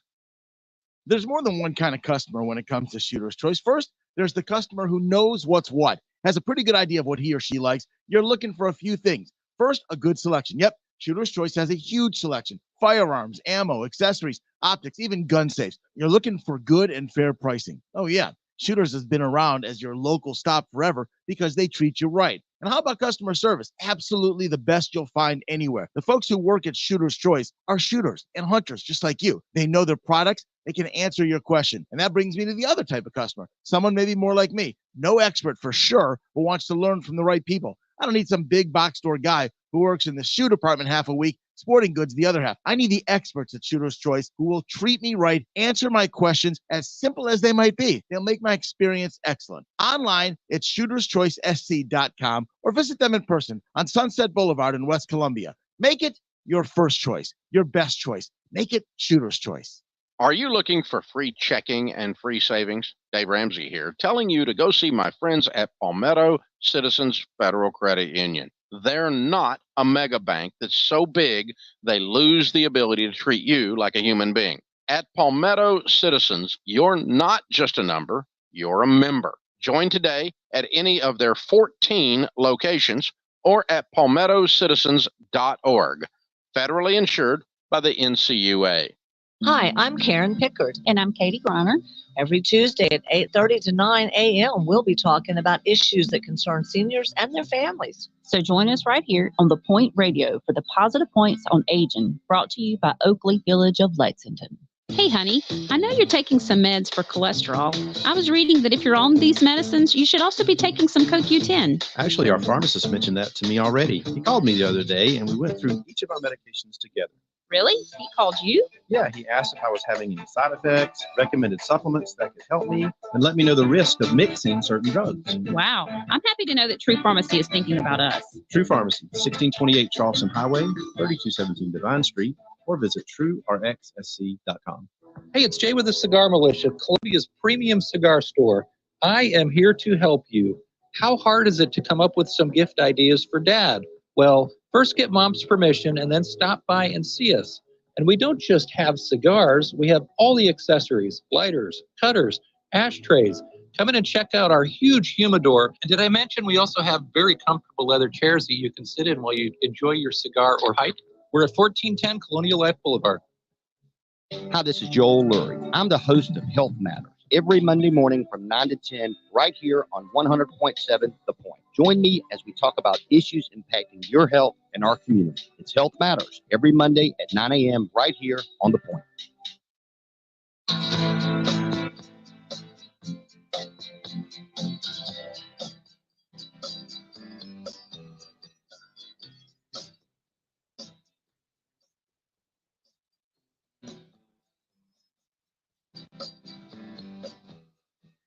All right, halftime, NC State trailing Kansas State 21-10. Boston College beats SMU, his future eighth. Does that count as an ACC win? Boston College over SMU 23-14. That's a final. Rutgers beat Miami 31-24. Still to come tonight, Arizona and Oklahoma. Clemson, Kentucky. They get the early start on everybody tomorrow. That's at noon. Then Oregon State, Notre Dame, Memphis, Iowa State, Missouri, Ohio State tomorrow night to wrap things up. Then we go into the weekend. Let's get some deep thoughts on the Tigers and the Wildcats. Normally first and 10 with Zach Willis because he's with us first part of the week. This being the night before the game, we'll call this 4th and 1 because there's only one more day to go. And he's probably the fourth person we've talked to about it this week. But his ideas will be fresh because he knows the Tigers and he lives in Kentucky. So he knows the Wildcats. Coach, hope you had a great Christmas and welcome in once again to Sports Talk. Great to have you. Thank you so much, Phil. Did you have a great Christmas? I did. How about you? How'd Hanukkah go? It was great. Fantastic. I'm glad you had a good one. I'm sure Santa Claus was good to you and Sarah and everybody else. Absolutely. Always has been and hope will continue to be till my days are over. Okay. Well, hopefully that's way on down the road. You being such the fitness nut, as is your wife, I'm sure you're going to keep each other in great shape moving forward, unlike some other people I know on this show. Chris Bergen. Yes, I'm more squishy. That's what happens when you go to Hawaii for 10 days. Yes. All Santa right, Claus Coach, was really good to me, Coach. Me too. Let's talk about the game. I foresee low scoring. You look at these two teams. They both like to run the football. They both can stop the run. So I think one thing will be which one does the better job there, and protecting the football I think is going to be huge because I think your possessions might be limited to some degree. So what is your take? What's going to swing this game one way or another in your opinion? Well, I think, obviously one of the immediate impacts you see when you first start breaking this game down is who's not playing in the game. And Clemson's got 3 starters on defense plus, well, 4 really, because they have the 3 NFL guys, and obviously linebacker Jeremiah Trotter's an incredible player. Wiggins is a first-round draft pick, it looks like. Aurora Rowe is really good against the run. And then you're losing Makuba, who I don't know why he's transferring, what's going on there, but a great football player. Now, they have people that can replace them. And Kentucky's losing 2 offensive linemen, and it sounds like maybe their tailback may not play. I couldn't get a clear read on that. Oh, he is playing. He is playing. Ray Davis is playing. Yeah. Mm-hmm. Okay. Well, good. That's good for the fans, too, because he's a heck of a player and a lot of fun to watch. I do know quite a bit about both of these football teams. These are 2 very well-coached teams. These are 2 high-character teams. That'll be a pretty good football game, and I can see it being very physical and being a lower-scoring game. The biggest thing about these teams, too, both of them kind of had seasons. They finished on high notes. Both of them did. Clemson's big thing, I think, Phil, is just don't beat yourself. And your talent should be enough to win a close ball game. But they've got to win the turnover battle or at least break even. And Kentucky's very opportunistic if you don't. What's been the mood around the state of Kentucky about this Kentucky team all season? I guess they did not achieve what they had hoped to achieve. They did end up beating Louisville last game of the regular season in Louisville, I believe. So that kind of healed some wounds there, I guess, going into the postseason. Stoops has got them into a bowl game once again. But, I mean, a couple of years ago, they were right there vying for the SEC East and thinking some really big things. And this year they kind of take a step back. So what is the mood in your state about this Kentucky team? Well, it is exactly that. The Louisville game was a huge shot in the arm for the program. But, the quarterback situation, getting, a kid that was one of the ACC's, if not the best quarterback coming off last year, one of the top quarterbacks, not only in the ACC, but the entire country. And he just never could pick up the system. And down toward the end, things started coming together for them. But they started out on fire and ended up with a huge win, but kind of fizzled in the middle of the season. Of course, lost a really close game at the University of South Carolina. So Clemson has common opponents they can look at, engage off of. And Kentucky fans are always there, like Carolina fans. Are going to rally around their team. They're going to back them, but they're disappointed for sure in what they thought the season would bring as to what it brought. Now, Stoops has done a phenomenal job. He's a winningest coach in school history now, even above Bear Bryant. So people are fairly high on him and high on the team in general. Philosophically speaking, they're a much more conservative offense than what we've seen out of Clemson up until this year. But I think Clemson enjoys the edge in big game experience and in being successful there from the years of it. And I think last 5 years they've been top 10 in the nation in recruiting. They're not a big portal team. So they've got quality depth, and that should play out. But these bowl games, as Phil, come down to bowl preparation, the attitude the teams take while they're down there in Florida getting ready as to who really comes out and jumps on who. I can't see either one of these teams laying an egg, though. Yeah. Talking with Zach Willis. What about Liam Cohen? He was there. He goes to the pros. He comes back. And, I mean, their offense, it's sort of like with Garrett Riley at Clemson in this year. Two highly acclaimed coordinators with great reputations, but you can't say that either offense has lit it up this season. No. I think, honestly, what it showed me in both places, these guys have a system they run. If the quarterback doesn't fit their system, they don't have the ability to adjust. Now, maybe that's a cheap shot, but I think it's obvious that, you had two kids that are highly acclaimed. And Dabo, I think, basically reined in the offense and realized, hey, we're better than these teams we're losing to.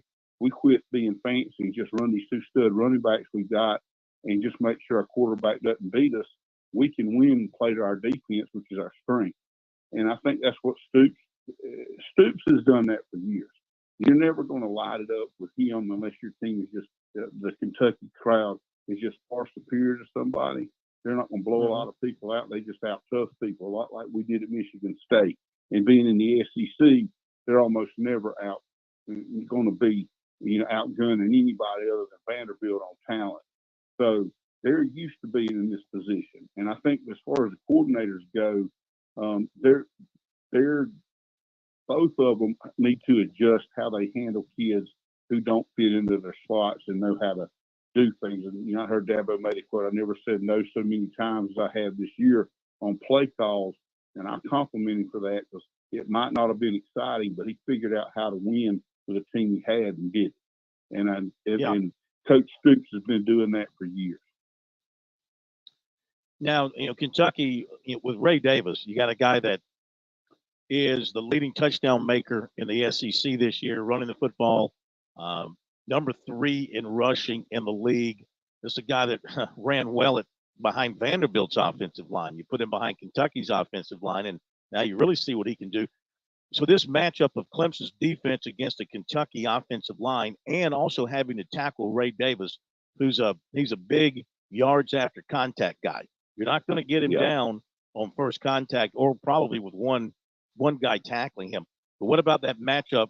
Despite what Clemson has lost, they still have Peter Woods to plug in there. They still have Thomas back. They still have O'Maskell's playing. I mean, they lose Orororo, they lose Trotter. Trotter's a big loss, but Dabo feels like Woodaz is a good player. Probably going to see more Griffin in the secondary to help replace Mukaba. Having Jalen Phillips back will help there. But again, up front, that matchup with Kentucky's big offensive line, how do you think Clemson's going to do? How do you think they're going to handle that? Well, I think it'll be a really physical game. I think the team that's got the best depth, which you can go to Clemson, should really help them. Kentucky does not play a fast pace. They're going to, like you said, possessions may be more precious in this game. Kentucky's one of the slowest operating offenses, most methodical offenses in the whole country, statistically speaking. Whereas, Clemson likes to hurry things up. Now, what that'll do is you probably won't see Clemson get worn down on the defensive side because they've got great depth. But also, Kentucky's paces, they plod along. They're really physical. They want to pound the football. They're more like a Big Ten style football team in that way. I think if Clemson uses their athleticism and their size, they move and slant their guys. bring some run blitzes because they still got Barrett in there who decided to come back, which is a massive, to me, massive deal. I mean, that kid is super talented. If he's not first round material, I'd say he's top 3 for sure. Having him back is going to be huge for them. And like you said, you just start naming off all these other players. Woodaz made some phenomenal plays this year, and we already know this. He's already proven himself.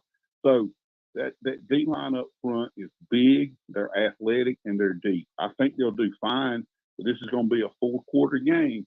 Kentucky's going to drag it out if they can. If Clemson executes in the red zone and that their backs run like they're capable of running, and, and their QB just plays in the system, doesn't try to win it himself, Kentucky does struggle with athletic quarterbacks still. And he is most definitely Cade is a athletic kid. It's going to be a good game. I really will tell anybody, you want to see a good football game, if you like real football, physical, right at you football, this ought to be one of the best matchups of the whole bowl season, I think. 4th and 1 with Zach Willis here tonight on Sports Talk, getting ready for the Gator Bowl tomorrow between the Kentucky Wildcats and the Clemson Tigers. And, Coach, is there any such thing as bowl momentum? And, you have a Clemson team that won all of its games in November, really finished off the regular season on a high note. Louisville is the only team that Kentucky was able to beat of its last 6, but that's a huge win for them, obviously, as you well know, in the state of Kentucky. So if there is such a thing as bowl momentum, how does it play into tomorrow, and how do you maintain it? Because these two teams haven't played in about a month. Well, I think one thing I'd say is, the Kentucky win is huge, but Clemson's legitimately better than they were. They've changed their approach. They've changed how they attack people offensively to fit their talent. I think they are the better team going in here. Obviously, losing Trotter, Wiggins, Aurora Rowe, and Makuba hurt, but they have a culture, and they have talent and culture, whereas Kentucky is kind of still feeling their way along with this new offensive coordinator who, is going to have to decide how bad he wants to win versus how bad he wants to run his system, with a very talented quarterback transfer who's got one more shot here to make it count. And they had a huge win against a Louisville team that was very good. But Clemson, your consistency to me, if you look back over the things, you win 1 out of your last 6 contests versus a team that was on a legitimate roll, beating quality opponents like Notre Dame and North Carolina. I mean, really, really good football that they played at the end of the year. I like where they're at, and I know from a standpoint of being prepared, they're going to go down there and not leave any stone unturned. Dabo knows how important this bowl is leading into next year and also leading into finishing off recruiting. Kentucky is going to be a tough. They're tough out no matter. They hit that game with South Carolina. They were in the middle of that losing streak. They definitely did not play like a team on a big losing streak. They're going to come out and play hard. I would give the edge to Clemson, and I do think there's bowl momentum. You look back over the years, and Danny Ford was great at it, and Dabo's been great at it. And last year they struggled against Tennessee, and I think he's going to use that as motivation. Hey, we're playing an SEC team. This is what people from the SEC say about Clemson, blah, blah, blah. He's got a ton of ammunition he can use, and I look for him to use every bit of it motivationally and then come out and play like they're playing for the national championship. Talked about Devin Leary, the Kentucky quarterback, and obviously most of the attention, I think, certainly regionally and for Clemson fans, is probably on Ray Davis, their outstanding running back. But what should Tiger fans expect to see from Devin Leary? And if they watched any of the South Carolina game, completed about 50% of his passes for a touchdown and was sacked twice. I mean, is that the kind of guy they should anticipate seeing, somebody who's going to be much like Cade Klubnik, as you pointed out earlier, more of a game manager than going out and trying to win the game on his own? I think that's what they're probably going to see, but I prepare for the North Carolina State version that really played them off their feet a couple of times. It's just as a coach and an athlete, I always prepare for the absolute worst and hope for the best. Give him all the credit in the world in your preparation. They know what kind of throws to make. They got the video of him in the dog fights in Raleigh and in Death Valley with this kid being an all-ACC quarterback and, a kid that really had a high ceiling and just really, I think, mismanaged his future, honestly, by leaving NC State and going to Kentucky. But that's my opinion. That's all it is. But, he's going to know Clemson. He's going to be very familiar with it. And that's going to be, he's played these other games and not been familiar with these SEC teams. Now, in a way, it's kind of like coming home for him. So it'll be an interesting storyline to see how he performs against a team that he saw for three years, and played against and played fairly well from what I remember. NC State was always a big game and still is a big game for Clemson. So I would look at it that way, know what this kid's capable of, but has not performed to that level this year. Of course, he does not have, other than Ray Davis, they don't have the kind of weapons and the kind of attack. They're more plodding. Like I said, if you can win first down against a team like a Kentucky and get them behind the yardsticks, it makes it really hard on them to get first downs. And I promise you, Clemson's defensive staff knows that, and they're really going to load up against the run and challenge Kentucky to beat them deep. Coach, great stuff. We wish you a happy new year, and get yourself ready. We'll bring you back in prior to the national championship to break that down as well, if you don't mind. So Absolutely. Great stuff. And yeah, you guys have a great holiday weekend, a great New Year's, and we'll talk to you before the national championship game. Appreciate you, Okay, Coach. happy holidays, guys. Thank you. Thank you. Thank you very much. Zach Willis, 4th and 1 with Zach tonight. Now let's go to Mark Stoops, the Kentucky coach. Here is some of what he said at the presser today, previewing the matchup with the Tigers.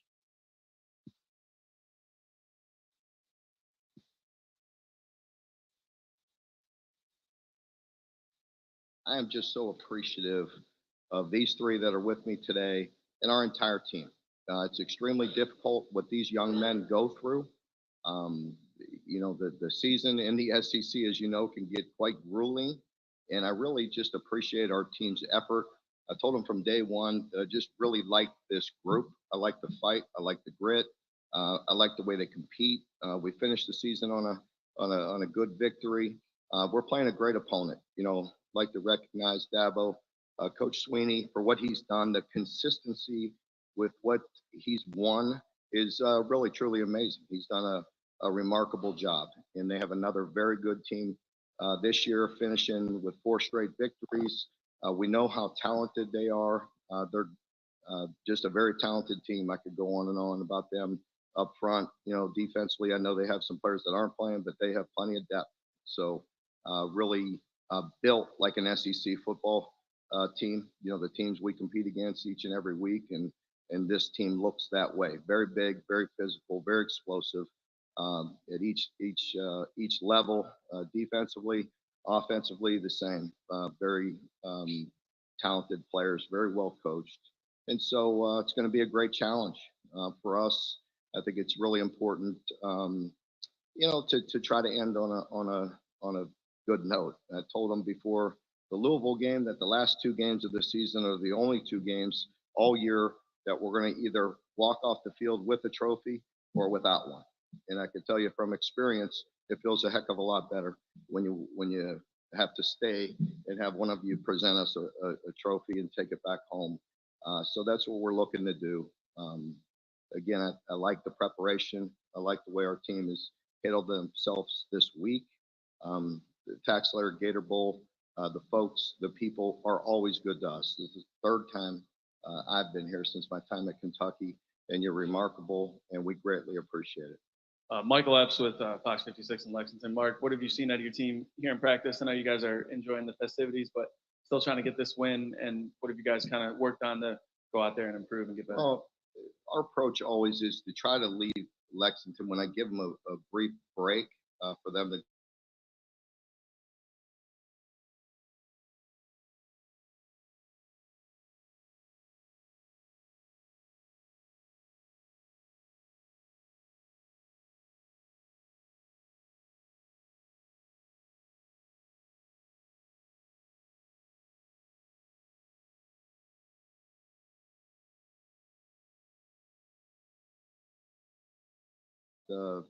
prep and have meetings and walk through and things like that tonight. But they've done a really good job. They seem very focused. We love Jacksonville and we love the festivities and we greatly appreciate it, but they've been very focused. Hey, Mark, Phil Kornbluth, Sports Talk Media Network in South Carolina. You mentioned Clemson looks like an SEC team. Could you envision them in the SEC one day? Would you like to see them in the SEC one day? I really would have no comment on that. I don't want to be reckless. I mean, the minute I say one thing, that'll be national news. So I think I'll stay away from that and concentrate on this game. A lot of respect for Clemson, but we're really focused on this game, and I'll let people with higher pay grades than me make those decisions. All right, there you go. So we got coaches dodging questions today. Who has a higher pay grade than a Power 5 head football coach? I mean, come on. There are very few people that make less or more money than those guys. And he's pretty well paid. Here's something that I found very interesting. We talk about Kentucky. We talk about Kentucky's defense, okay? So Kentucky on defense. This is what you got to think about if you're Clemson. They've only allowed 14 plays of 15 yards or more this season, 4 plays of 20 yards or more this season. So they have snuffed out the big play on the ground. Conversely, in the passing game, they've allowed 40 plays of 20 yards or more. They've allowed 18 of 30 yards or more. So again, it goes back to they're really good against the run. They're not so good against the pass. Are you tempted, if you're Garrett Riley, to throw the ball more than expected in this game? Or do you put your head down and say, we're going to do what we've been doing well here lately, and that's line up and hand it to Shipley and Maffa and get the quarterback out in space? I don't know why you would go against a formula that has worked so well for you the past month to wrap up the season and get you to this point. I mean, at one point in time, they were 4-4, and it was a pipe dream to believe that Clemson would be in a game like the Gator Bowl. But they realized where their strengths lie, and that was in those 2 running backs behind Cade Klubnik. And when he has to run, his ability to run as well. I mean, those are your top 3 rushers on the team. I don't see a need unless Kentucky starts just totally stuffing the run to make it where Klubnik's got to go out and win that football game tomorrow. I think Clemson's offensive line started to play much better down the stretch. And I think with Shipley and Maffa, I'm not sure they need to change their game plan one iota, despite what Kentucky's been able to do. It's going to be interesting to see what happens. I mean, you got 2 teams that are very similar, and most are saying fourth quarter game. I'm thinking low scoring game. I think I gave it Clemson 24-14. So low scoring game, Clemson covers. Did you come up with a score besides just picking the winner here? Did you come up with a score? I did not, but I don't want to steal yours, but I see it in that neighborhood. I'll go 27-17 then. I'll stick with the 10 points. Maybe Clemson gets a defensive score. Because I think Leary's got a lot more pressure on him to perform well against Clemson's D than Cade Klubnik does to go up against Kentucky's defense. I think Devin Leary's got to have a much bigger ball game for them to have a chance to win than Cade Klubnik. If you're kind of weighing the 2 players, I think Leary's got to be much better tomorrow for them to have a shot. Okay, well, don't forget to follow along with our coverage tomorrow. We'll be at Everbank Stadium in the morning, kickoff slightly afternoon. You can follow along on our Twitter coverage, our X coverage. We'll be sending out information there, then our post-game coverage on our website, SportsTalkSC.com. Look forward to bringing it all to you, adding to your enjoyment of the day. Chris, you have a great night. We'll see you tomorrow. Yes, sir. Look forward to it. Thank you, Pat. You have a great night as well, sir. We'll see you tomorrow. Thanks to all of you for being with us tonight. Thanks to our guests as well. They were terrific. Have a great night. See you tomorrow from the stadium after Clemson, Kentucky. Have a great night.